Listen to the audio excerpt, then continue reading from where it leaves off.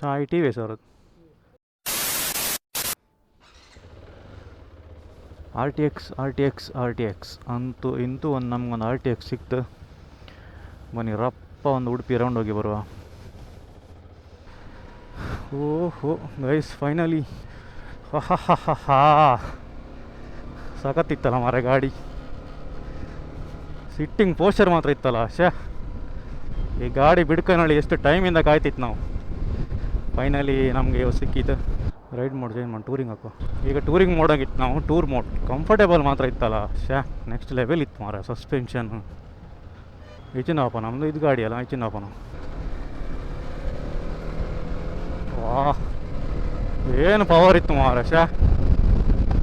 ಓಹೋ ವಿಂಡ್ ಬಫೆಟಿಂಗ್ ಇತ್ತು, ಸ್ವಲ್ಪ ಗಾಳಿ ಹೊಡಿತ್ತು. ಈ ಸ್ವಲ್ಪ ಹೈಟ್ ಮಾಡೋಕ್ಕಿತ್ತು.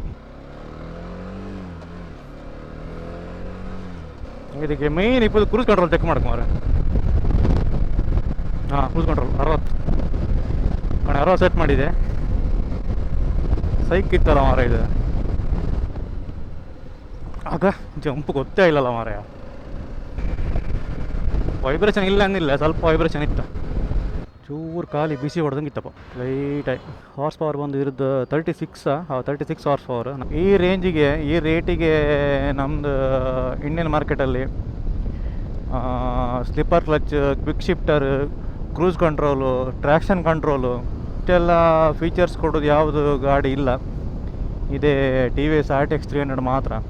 ನಾನು ಹೇಳೋದಾದರೆ ನನಗೆ ಇದು ಗಾಡಿ ಖುಷಿಯಾದಂದರೆ ಈ ಪ್ರೈಸಿಗೆ ಈ ಫೀಚರ್ಸ್, ಇಷ್ಟು ಕಂಫರ್ಟ್ ಗಾಡಿ, ಈ ಲುಕ್